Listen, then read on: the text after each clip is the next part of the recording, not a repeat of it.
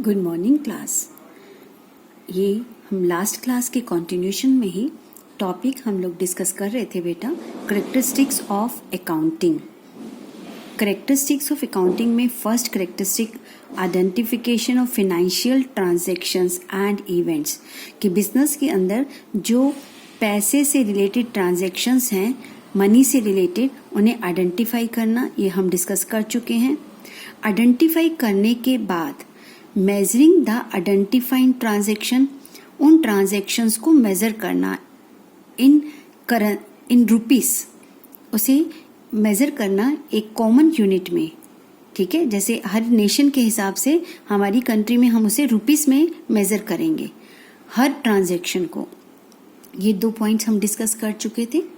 Third point है हमारा, जब हमें ट्रांजैक्शंस मेजर कर लेते हैं मनी में, फिर हम उन ट्रांजैक्शन को अपने बुक्स ऑफ अकाउंट्स में रिकॉर्ड करते हैं। तो अगला स्टेप आता है रिकॉर्डिंग।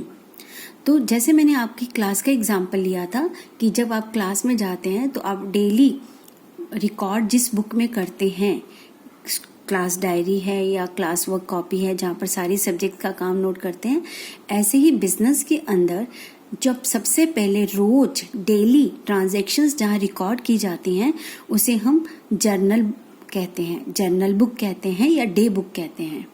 तो रिकॉर्डिंग पॉइंट में है, accounting is an art of recording business transaction in the books of accounts. Recording is the process of recording business transaction of financial character in the books of original entry, that is journal. मैंने भी तो यही आपको बताया कि original शुरू में daily जो भी ट्रांजैक्शन या इवेंट होती है उसे फिनेंशियल ट्रांजैक्शन में रिकॉर्ड किया जाता है। जिस बुक में उसे हम ओरिजिनल बुक या जर्नल या डे बुक भी कहते हैं। This book is further subdivided into subsidiary books. फिर ये वाली बुक आगे जो हमारी एक डे बुक है या जर्नल है, ये सब डिवाइडेड हो जाती है। Cash journal, cash book for recording cash transactions, purchase journal या purchase book for recording credit purchase of goods, sales journal या sales book for recording credit sales etcetera. अब ये बात आपको समझ आने के लिए बेटा, जैसे आप क्लास में काम करते हैं तो क्लास वर्क एक आपने डायरी बना रखी है जहाँ पर सारे सब्जेक्ट्स टीचर्स क्या पढ़ाते हैं नोट करते हैं। लेकिन आपने देखा कि डेली जो मैथ्स का और अकाउंट्स का काम है वो बहुत ज़्यादा है, तो उस काम को हम एक डायरी में नोट नहीं कर सकते। उसके लिए हमें डेली एक कॉपी अलग से लानी होगी क्लास वर्क की, मैथ्स और अकाउंट्स के लिए, जहां हम अलग से उसका रिकॉर्ड रखेंगे, क्योंकि उनका जो वर्क है, क्लास वर्क जो है, न्यूमेरिकल्स जो हैं वो बड़े बड़े हैं, वो डायरी में नोट नहीं होते हैं। तो हम उसके लिए एक सेपरेट बुक, सेपरेट रजिस्टर रखते हैं। ऐसे ही क्या होता है, बिजनेस के अंदर डेली बहुत सारी ट्रांजैक्शंस होती हैं, लेकिन उन ट्रांजैक्शंस के अंदर हम उन सारी ट्रांजैक्शंस को जर्नल बुक में रखते हैं। लेकिन कुछ ऑर्गेनाइजेशंस, कुछ बिजनेस ऐसे हैं, वो क्या करते हैं कि उन डेली ट्रांजैक्शंस में जो ट्रांजैक्शंस ज़्यादा हैं, जैसे कैश का आना, कैश का जाना, तो वो उसके लिए अलग एक रजिस्टर रख लेते हैं जिसका नाम कैश बुक है। ऐसे परचेज बुक, जहाँ पर सिर्फ परचेज की एंट्री की रिकॉर्ड की जाती है, वो भी केवल क्रेडिट परचेज की, उधार खरीदने की, क्योंकि कैश परचेज करेंगे तो उसका रिकॉर्ड तो कैश बुक में आ जाएगा। परचेज बुक में सिर्फ क्रेडिट माल, उधार माल कितना खरीदा उसका रिकॉर्ड। ऐसे सेल्स बुक में उधार माल कितना बेचा है उसका रिकॉर्ड, क्योंकि जो माल हम कैश में बेचेंगे उसकी एंट्री हमारी कैश बुक में आ जाती है। तो इस तरह से हमारा पहला फीचर क्या हुआ, पहले बिजनेस में आइडेंटिफाई करना फिनेंशियल ट्रांजैक्शंस को, फिर उसको मनी में मेजर करना, मनी में मेजर करने के बाद अपनी बुक्स में रिकॉर्ड करना, और जिस बुक में रिकॉर्ड किया जाता है उसे हम जर्नल कहते हैं। अब ये जर्नल भी सब डिवाइडेड होता है, इसका प्रॉपर एक प्रैक्टिकल है जो हम नेक्स्ट चैप्टर्स में करेंगे। ठीक है। चलिए, अब आपने डेली जिस बुक में रिकॉर्ड किया उसे जर्नल बोला गया। अब इन रिकॉर्ड करने के बाद आप क्या करेंगे, साथ के साथ जो ट्रांजैक्शन जिससे रिलेटेड है, जैसे सारे दिन में आपने 10 बार माल खरीदा और 20 बार माल बेचा, तो 20 ट्रांजैक्शन सेल की आ गई और 10 ट्रांजैक्शन परचेज की आ गई। तो ऐसे में साल में 365 दिन है। अगर डेली इस तरह से हम लिखते गए और हमें ये ढूंढना पड़ा कि हमने पूरे साल में कितना माल खरीदा है, परचेज कितना करा है, तो हमें 365 बार पेजेस पलट पलट कर देखने पड़ेंगे, फिर उनका टोटल करना पड़ेगा, फिर रिकॉर्ड रखना पड़ेगा कि हमने पूरे साल में इतना माल खरीदा। तो एक बड़ा ही डिफिकल्ट, टायरिंग और टफ जॉब हो जाएगा। तो ऐसे में क्या किया जाता है, डेली जब आप जर्नल बुक रिकॉर्ड करते हैं तो साथ के साथ आप सेपरेट अकाउंट्स भी बना देते हैं। जैसे आपने क्लास में क्लास वर्क का काम किया डायरी में, तो घर जाने के बाद आप मैथ्स का काम मैथ्स की कॉपी में, अकाउंट्स का अकाउंट्स की कॉपी में, होमवर्क साइंस का साइंस की कॉपी में, इको का इको की कॉपी में करते हैं। ऐसे जो हमने एक जगह सारी ट्रांजैक्शंस रिकॉर्ड की हैं उनका हम लेजर पोस्टिंग करते हैं। लेजर पोस्टिंग का मतलब है सिमिलर नेचर ऑफ ट्रांजैक्शंस को एक जगह रखना, एक अकाउंट में रखना। जब इस तरह से हम बांट देते हैं तो उसी को हम क्लासिफिकेशन कहते हैं। अब हम इसको पढ़ते और समझते हैं।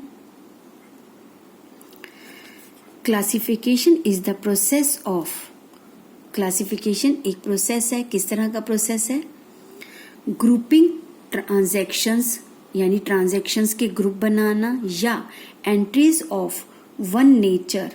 वन नेचर का मतलब है एक जैसी नेचर की, at a one place. When similar nature of transactions are put at a one place. जैसे एक मैंने बनाया परचेज अकाउंट, तो सारी परचेज की एंट्री, सेल्स अकाउंट तो सारी सेल्स की, सैलरी अकाउंट तो सारी सैलरीज की एंट्री। जहां सिमिलर नेचर ऑफ ट्रांजैक्शन को एक जगह रखते जाओ साथ के साथ, ठीक है। The transactions recorded in the journal, जो हमने ट्रांजैक्शन जर्नल में ऊपर रिकॉर्ड की थी, और the subsidiary books are classified और posted to the main books of accounts known as the ledger। और ऐसे फिर हम एक और बुक बनाते हैं। एक और बुक है, मार्केट में ये बुक्स बनी बनाई मिलती हैं, लाइनें डली डलाई मिलती हैं, लेकिन हम आपको क्लास 11th में लाइंस ड्रॉ करना सिखाते हैं। अभी बस आप इतना सीखेंगे कि जो सबसे पहली बुक में हमने जर्नल में या सब्सिडरी बुक्स में एंट्रीज रिकॉर्ड करी हैं, उनमें से वो सारी एंट्रीज अपनी नेचर के हिसाब से एक जैसी एंट्रीज को एक अलग अलग खातों में अलग अलग अकाउंट्स मेंटेन करके रखा जाएगा। और जिस बुक में रखा जाता है उसे लेजर कहते हैं, और जर्नल बुक से उस लेजर बुक में उतारने को, वहां से उतारेंगे ना देखकर, इसे हम लेजर पोस्टिंग कहते हैं। दिस बुक, यानी लेजर के बारे में बता रहा है, this book contains individual accounts, अलग अलग अकाउंट्स होते हैं, under which all financial transaction of a similar nature are collected, जिसके अंदर अलग अलग अकाउंट खोले जाएंगे इंडिविजुअल, और एक जैसी ट्रांजैक्शन को उसके अंदर रिकॉर्ड किया जाएगा, ठीक है। Are collected, for example in Rahul's account in the ledger. अब हमने एक बंदा है राहुल, उसका लेजर बनाया है, लेजर के अंदर एक खाता खोला अलग से। All business transactions related to Rahul are posted, तो राहुल से रिलेटेड सारी ट्रांजैक्शन उसके अकाउंट में आ जाएंगी। तो हमें पता चलेगा कि राहुल से कितना माल लिया, कितना वापस किया, कितना पैसा लिया, कितना लेना है। तो राहुल का एक ही जगह अकाउंट हो गया। To Rahul's are posted so that what is the ultimately due to Rahul, Rahul को क्या देना है, और ड्यू फ्रॉम राहुल, या राहुल से क्या लेना है, can be ascertain. Can be ascertain मतलब इसका पता लगाया जा सके, ठीक है। तो हमारा सबसे पहला फीचर हो गया, दूसरा हो गया रिकॉर्डिंग हो गया, क्लासिफाइंग हो गया। अब आपने सेपरेट लेजर अकाउंट्स बना लिए, सिमिलर नेचर ऑफ ट्रांजैक्शंस को एक जगह पुट कर दिया लेजर बुक के अंदर। अगला काम क्या करना है, अगला फीचर क्या है, समराइजिंग। अगर आप ध्यान से देखें तो ये सारे के सारे वर्ड्स हमारी अकाउंटिंग की डेफिनेशन में आए थे। ठीक है, अकाउंटिंग की डेफिनेशन में हमने ये सारा चीजें पढ़ी थी। अब नेक्स्ट आता है समराइजिंग। समराइजिंग क्या है? समराइजिंग मतलब समरी बनाना। जब आपने अपने बिजनेस की ट्रांजैक्शंस को पहले डेली रिकॉर्ड किया, फिर साथ के साथ उनको उनकी इंडिविजुअल अकाउंट्स में पोस्टिंग करते रहे, तो अब हमारे पास अलग अलग अकाउंट हो जाएंगे। जैसे राम का एक अकाउंट, राम से लेना है देना है, परचेज का एक अकाउंट, सेल्स का एक अकाउंट बन गया, शाम का एक अकाउंट बन गया, सैलरी का अकाउंट, जो हमें बताएगा कि टोटल बिजनेस में पूरे साल में कितनी सैलरी दिया, टोटल जो हमारे बैलेंसेस बताएगा हमें। समराइजिंग को पढ़ते हैं।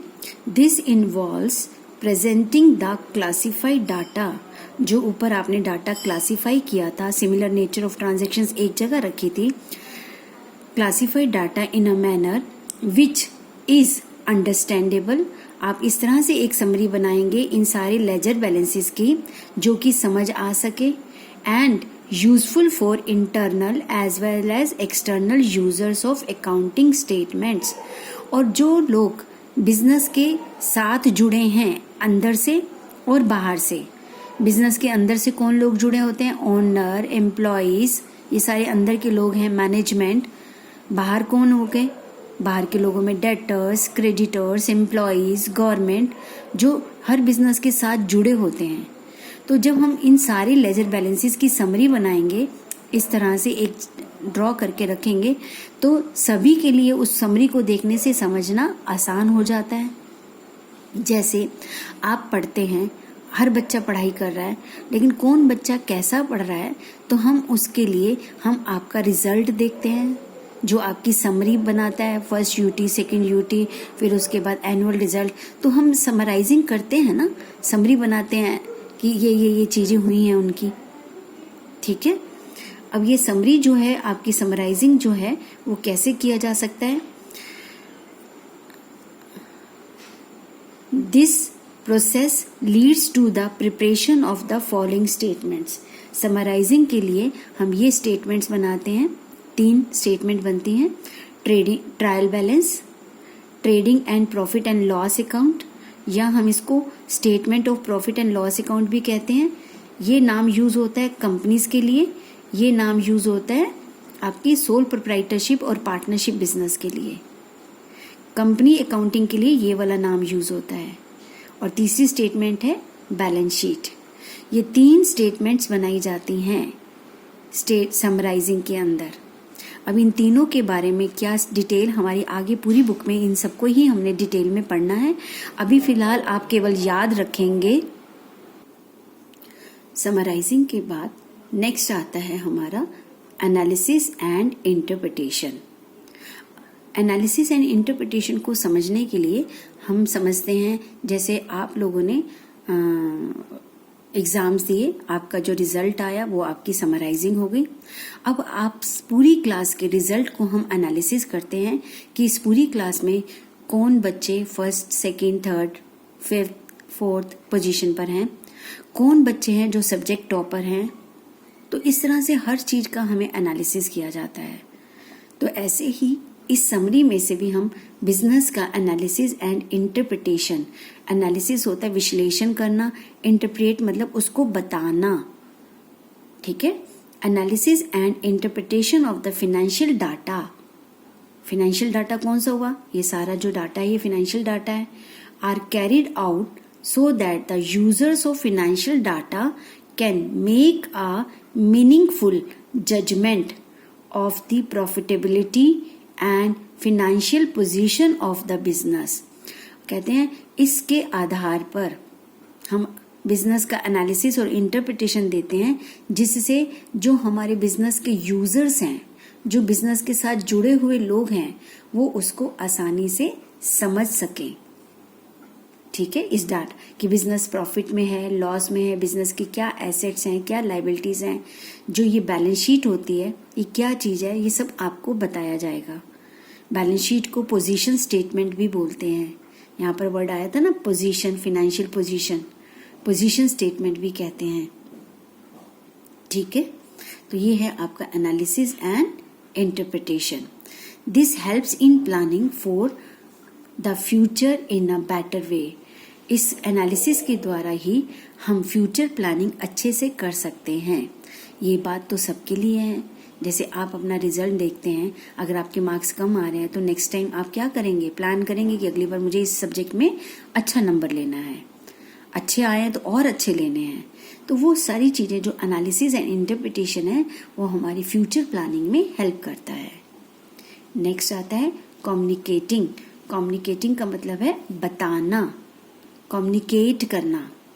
अब ये जो एनालिसिस एंड इंटरप्रिटेशन करने के बाद finally the accounting function involves communicating the financial data, that is financial statement. ये सारी फाइनेंशियल स्टेटमेंट्स कहलाती हैं। Financial statements to its users. अब आपने एनालिसिस और इंटरप्रिटेशन करने के बाद जो लोग बिजनेस के साथ जुड़े हैं उन्हें कहते हैं यूजर्स। उनको वो सारी खबर देना कहलाता है कम्युनिकेट करना। जैसे आपका जो रिजल्ट आता है उस रिजल्ट को आपके पेरेंट्स को कम्युनिकेट किया जाता है। ऐसे बिजनेस का जो भी रिजल्ट आता है, एनालिसिस होता है, उसको कम्युनिकेट किया जाता है बिजनेस के यूजर्स के साथ। ठीक है, the accounting information must be provided. जो अकाउंट से रिलेटेड इंफॉर्मेशन है must be provided in time and presented to the users. समय पर देनी चाहिए और यूजर्स को प्रेजेंट करनी चाहिए सो दैट एप्रोप्रिएट डिसीजंस में be taken at the right time, ताकि सही समय पर एप्रोप्रिएट डिसीजन लिया जा सके। ठीक है, जैसे आपका रिजल्ट आता है, आपका रिजल्ट आने के बाद आपके पेरेंट्स को हम 4 महीने तक नहीं बताएंगे तो उसका तो कोई फायदा नहीं ना, इन टाइम ना बताया तो। जैसे रिजल्ट आया वो आपके पेरेंट्स तक पहुंचना चाहिए ताकि सही समय पर उसका सही डिसीजन लिया जा सके कि क्यों बच्चा अच्छा रिजल्ट दे रहा है या नहीं दे रहा है। ठीक है, तो ये सारे हमारे क्या है, अकाउंटिंग के फीचर्स हैं। ये सारे फीचर्स आपने इसकी अगर डेफिनेशन देखेंगे तो उसके अंदर भी सारे फीचर्स आए थे। आपको इनके हेडिंग्स को अच्छे से याद करना है और इसके अंदर जो कंटेंट है उसको 2-3 टाइम्स रीड करना है ताकि आपके अंदर अंडरस्टैंडिंग डेवलप हो सके। ठीक है, नेक्स्ट टॉपिक करते हैं। नेक्स्ट टॉपिक है ऑब्जेक्टिव्स ऑफ अकाउंटिंग। ये भी बहुत इंपॉर्टेंट टॉपिक है। आप कॉमर्स के स्टूडेंट हैं, आप अकाउंटिंग पढ़ रहे हैं, अकाउंट सब्जेक्ट पढ़ रहे हैं, तो अकाउंट सब्जेक्ट अकाउंटिंग के क्या है, इसका उद्देश्य क्या है, क्यों अकाउंटिंग की जा रही है, ऑब्जेक्टिव क्या है। तो जो इसके ऑब्जेक्टिव में सबसे पहला ऑब्जेक्टिव है मेंटेनिंग अकाउंटिंग रिकॉर्ड्स। सबसे पहला ये है कि बिजनेस के अंदर जितने भी ट्रांजैक्शंस होते हैं उनको हम रिकॉर्ड करना सीखते हैं। मैंने आपको बताया ह्यूमंस का जितना भी मेमोरी है वो एक लिमिटेड मेमोरी है, बहुत ज़्यादा चीज़ें याद नहीं रखी जा सकती हैं। जैसे जैसे टाइम बीतता है मेमोरी थोड़ी सी वीक होती जाती है। तो हमें सिस्टमेटिक रिकॉर्ड, आज अगर आपने अकाउंटिंग बिजनेस की ट्रांजैक्शन को रिकॉर्ड करके रखा है, 25 साल भी देखेंगे तो वो रिकॉर्ड आपके पास मिलेगा। आप देखना चाहेंगे तो सब चीज़ें अवेलेबल हैं। तो पहला फीचर है the objective of accounting. Accounting करने का उद्देश्य है is to record financial transactions and events of the organisation. Organisation मतलब बिजनेस के अंदर जितनी भी ट्रांजैक्शन, लेकिन कौन सी ट्रांजैक्शन, फिनेंशियल या कोई भी घटना, events, in the books of accounts in a systematic manner. उसे हम सिस्टमेटिक तरीके से रिकॉर्ड करते हैं following the principles of accountings. अब ये सिस्टमेटिक तरीका क्या है रिकॉर्ड करने का, इसके लिए कुछ हमें सिद्धांतों को सीखना है, प्रिंसिपल्स ऑफ अकाउंटेंसी, जो हमारा 2nd-3rd चैप्टर में आएगा। तो प्रिंसिपल्स ऑफ अकाउंटेंसी को फॉलो करते हुए सिस्टमेटिक रिकॉर्ड करना, ये सबसे पहला उद्देश्य या ऑब्जेक्टिव है अकाउंटिंग का। सेकंड है डिटरमाइनिंग प्रॉफिट और लॉस।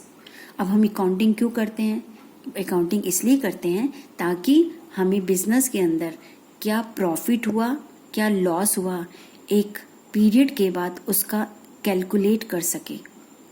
इसके लिए प्रॉफिट और लॉस निकालने के लिए बिजनेस में स्टेटमेंट बनाई जाती है जिसका नाम होता है trading and profit and loss account, या हम उसको इनकम स्टेटमेंट भी कहते हैं। ठीक है, ये स्टेटमेंट बनाना हम आपको सिखाएंगे जिससे इसका प्रॉफिट और लॉस का पता चलता है। Another objective of accounting is to determine the net result of the transaction, कि जो बिजनेस में आपने ट्रांजेक्शन्स रिकॉर्ड करी हैं उनका नेट रिजल्ट क्या है।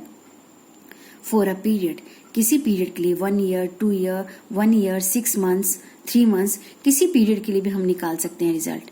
इन अदर वर्ड्स, टू डिटरमाइन, यह पता लगाने के लिए whether during the accounting period the firm has earned a profit और इनकर्ड अ लॉस, ये पता लगाने के लिए कि बिजनेस में फर्म को प्रॉफिट हो रहा है या लॉस हो रहा है। For this purpose a statement called an income statement, या हम उसको trading and profit and loss account भी कहते हैं, इज प्रिपेयर्ड, जो हमें बताती है कि बिजनेस में प्रॉफिट हो रहा है या लॉस हो रहा है। Revenues resulting from the transactions of the period are recorded in credit, ये चीज़ अभी आपको क्रेडिट डेबिट साइड ये सब चीज़ें आपको समझ नहीं आएंगी क्योंकि अभी हमने आगे पढ़ना है, इन्होंने इसे यहाँ बता दिया है। तो ये चीज़ जब हम आगे पढ़ लेंगे तो ये लाइनें तब आपको समझ आएंगी। बस आप अपना इतना ध्यान रखेंगे कि ऑब्जेक्टिव क्या है हमारी अकाउंटिंग का, नेट रिजल्ट निकालना, प्रॉफिट हुआ या लॉस, इसके लिए हम स्टेटमेंट बनाते हैं, इनकम स्टेटमेंट या trading and profit and loss account statement भी उसको कहते हैं। ठीक है, तो ये 2 ऑब्जेक्टिव हमारे हुए। नेक्स्ट ऑब्जेक्टिव हम नेक्स्ट क्लास में करते हैं। थैंक यू बेटा।